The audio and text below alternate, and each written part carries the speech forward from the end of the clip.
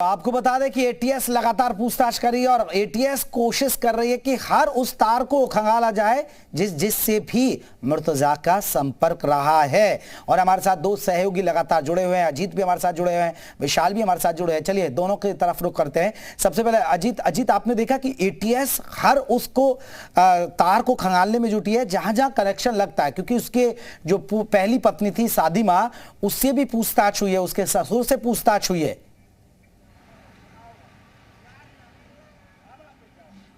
देखिए बिल्कुल जेपी, जब एटीएस पूछताछ करती है तो जिस भी व्यक्ति, जिस अपराधी आतंकी को पकड़ा जाता है उसके बैकग्राउंड को खंगाला जाता है और बैकग्राउंड से ये बात पता लगाई जाती है कि अगर वो फला आदमी का दोस्त है या फला उसकी पत्नी है तो उसके रहने का तौर तरीका क्या है, उस वक्त वो किन किन लोगों से मिलता था, किन के संपर्क में था, क्या उसका बिहेवियर था, घर के अंदर क्या बिहेवियर था, घर के बाहर क्या था, कौन कौन लोग उसके घर आते थे और वो किसके किसके घर जाता था। तो ये जांच का बहुत बड़ा बिंदु होता है और पुराने रिश्तों को तलाश कर एक नई लकीर खींची जाती है और फिर नई लाइन पर जांच शुरू की जाती है। वही काम एटीएस कर रही है। मुंबई से लेकर महाराजगंज से लेकर कुशीनगर, बलिया से लेकर आजमगढ़ से लेकर सब जगह एटीएस, जौनपुर से लेकर छापेमारी कर रही है और लगातार उस हर एक शख्स से पूछताछ कर रही है जो कभी भी मुर्तजा के संपर्क में था, पढ़ाई के दौरान, पढ़ाई के बाद या पढ़ाई के समय। तो ये सब चीजों की जांच की जाती है और इसीलिए मैं कह रहा हूं बार बार कि कहीं इंडियन मुजाहिदीन, हिजबुल या लश्कर के संपर्क में तो नहीं था, क्योंकि डी कंपनी के लोग जो संपर्क में आते हैं बहुत स्मार्टली वो प्ले करते हैं और पहले जिस माइंड वॉश करते हैं, उसमें जाकिर नाई का भी नाम सामने आ रहा है, बहुत सारे यूट्यूब के वीडियोस सामने आ रहे हैं। तो माइंड वॉश करने वाला व्यक्ति कौन था, क्योंकि देवबंद भी गया था, वो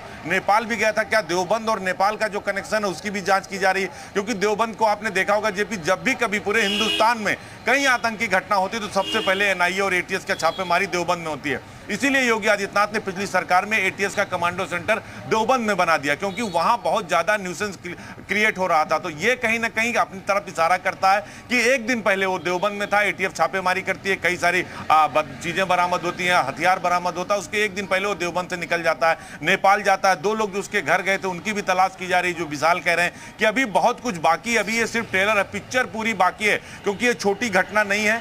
हमले की साजिश थी, बड़ी हमले की साजिश थी। जल्दबाजी में मुर्तजा ने हमला कर दिया, उसको लगा कि वो रडार पर आ गया है, एजेंसियों का इनपुट आ गया था, उसको कहीं ना कहीं शक हुआ है, इसीलिए उसने ये हमला किया। उसको लगता था कि मैं हमला करूंगा और मारा जाऊंगा, लेकिन एजेंसियों ने, जो पुलिसकर्मी थे उन्होंने उसे गिरफ्तार कर लिया। अब उससे पूछताछ होगी, निशानदेही पर उसके दबिश दी जाएगी और उसके नेपाल, दुबई, पाकिस्तान और देवबंद के कनेक्शन की भी जांच की जाएगी जेपी, और लगातार जांच हो भी रही है। बिल्कुल अजीत, आप बने रहेगा। आपको बता दें इस पीछे एक और बड़ी खबर आ गई है। गोरखपुर मंदिर हमले से जुड़ी बड़ी अपडेट आई है। गिरफ्तार होने के डर से मुर्तजा ने जल्दबाजी में हमला कर दिया था, यह बड़ी खबर है। यानी उसका मंसूबा बड़ा था, लेकिन गिरफ्तारी के डर से उसने जल्दबाजी में हमला किया। हमले के एक दिन पहले गोरखपुर आई थी एटीएस की टीम, यह भी बात है। यानी एटीएस को थोड़ी भनक थी, सुरक्षा कर्मियों से AK-47 लूटने की फिराक में था मुर्तजा, यह भी बात सामने आ रही है। वो जल्दबाजी में था क्योंकि उसको डर था कहीं वो गिरफ्तार ना हो जाए, इसलिए उसने बहुत जल्दी से ये हमले का प्लान किया था। जिस तरह हमारे सहयोगी विशाल भी बता रहे थे कि जल्दबाजी में उसने ये कदम उठाया था क्योंकि उसे गिरफ्तारी का डर था। बड़ी खबर, आतंकी मुर्तजा के सवालों से सामना हो रहा है और जो सवालों से सामना हो रहा है और जो बात निकल कर आ रही है वो पल पल की अपडेट हम लगातार आप तक पहुंचा रहे हैं, क्योंकि गोरखपुर मंदिर हमले में बहुत बड़ी अपडेट है। आप भी, बहुत से लोग जो दर्शक हमें देख रहे होंगे, आप जाते हैं वहां पर, बहुत सारे लोग जाते हैं वहां पर। विशाल हमारे साथ, सहयोगी हमारे साथ जुड़े हुए हैं। विशाल, एक बड़ी बात यही है जो आप पहले भी जिक्र कर रहे थे कि मुर्तजा का प्लान कुछ और बड़ा था, लेकिन जल्दबाजी में उसे गिरफ्तारी का डर था और इसलिए हमला कर दिया उसने।